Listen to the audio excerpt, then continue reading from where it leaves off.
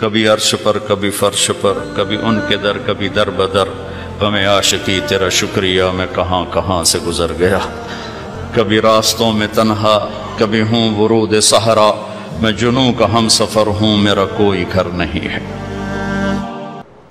میں ابھی آ رہا تھا تو ایک ہمارے یہ ٹورزم کے چیئرمین ہیں، وہ گئے ہوئے تھے کوریا، ان کا فون آیا، میں نے فون کیا، آ گئے تھے، کہنے کہ میں یہاں آیا، لوگ بڑے انوسینٹ ہیں، اگر یہاں اسلام کی دعوت چلے۔ میں نے ایک کو دعوت دی کہ تم یہ دیکھ رہے ہو پہاڑ، یہ دریا، یہ درخت، یہ سبزہ، یہ سب کس نے بنایا؟ کہنے لگا کس نے بنایا؟ میں نے کہا یہ گاڈ نے بنایا۔ کہنے لگا تو گاڈ کو کس نے بنایا؟ تو کہا پھر مجھے اس کا جواب نہیں آیا، تو مجھے آپ کا خیال آیا آپ ہوتے تو کوئی اس کا کوئی جواب ہوتا۔ میں نے کہا اس کا جواب تو گاڈ کے اندر موجود ہے۔ لفظ گاڈ اس ہستی پر بولا جاتا ہے جسے کسی نے نہ بنایا۔ لفظ کی وجہ یہ ہے، لفظ کے اندر یہ معنی ہے کہ وہ ہستی، وہ ذات جسے کسی نے نہ بنایا ہو، اسے گاڈ کہتے ہیں انگلش میں، اسے اللہ کہتے ہیں عربی میں، اسے خدا کہتے ہیں فارسی میں، اسے یزداں کہتے ہیں فارسی میں، اسے بھگوان کہتے ہیں ہندی میں۔ جسے کسی نے نہ بنایا ہو وہ اللہ ہے۔ باقی یہ جتنے الفاظ ہیں یہ اللہ کا پورا ترجمہ نہیں بنتے، اس لیے میں عام طور پہ اپنے بیانوں میں کہتا ہوں، ہمارے بر صغیر میں لفظ اللہ کے لیے خدا استعمال ہوتا، خدا خدا خدا خدا۔ میں یہ کہا کرتا ہوں کہ اللہ کا ترجمہ صرف اللہ سے ہوتا ہے، لہٰذا خدا کی بجائے اللہ کہا کرو، اللہ کہا کرو، کہو اللہ۔ آسمان تک نور پھیل گیا ہے، آسمان نہیں عرشوں تک نور پھیل گیا ہے۔ وہ ذات جسے کسی نے نہ بنایا ہو اس کا نام ہے اللہ۔ جس نے سب کچھ بنایا اس کا نام ہے اللہ۔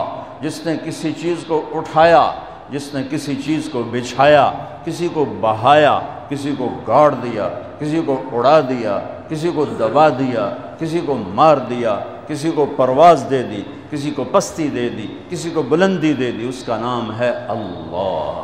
میرے عزیزو، ہمارے اوپر جناب رسول اللہ صلی اللہ علیہ وسلم کا سب سے بڑا احسان، ویسے تو ہم دو ہستیوں کے احسان نہ گن سکتے ہیں، نہ گنے جائیں گے، چاہے قیامت تک نہیں، یہ ریت کے ذروں کے برابر عمر لے لیں اور ہم ان دونوں ہستیوں کے احسان گننا چاہیں، نہیں، ناممکن ہے، ناممکن ہے، لیکن پہل کی جا سکتی۔ پہل، سب سے پہلا، سب سے بڑا، سب سے عظیم احسان اس کائنات کے انسانوں پر، بلکہ کل کائنات پر، جو جناب رسول اللہ صلی اللہ علیہ وسلم کی طفیل ہم پر ہوا، وہ کیا ہے کہ انہوں نے ہمیں اللہ کا پتہ بتایا اور اللہ کا صحیح پتہ بتایا۔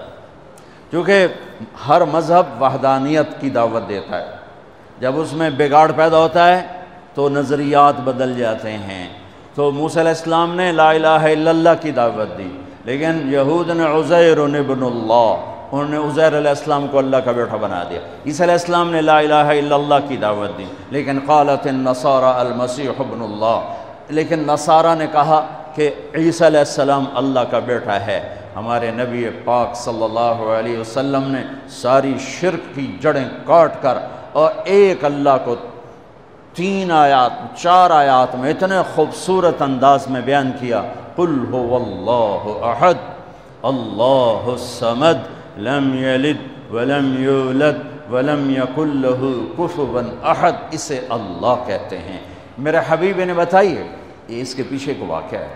قریش آ کر کہنے لگے انصب لنا ربک، انصب لنا ربک، اپنے رب کا کوئی عطا پتہ بتاؤ، کوئی پیڑھی بتاؤ، کوئی نسب بتاؤ۔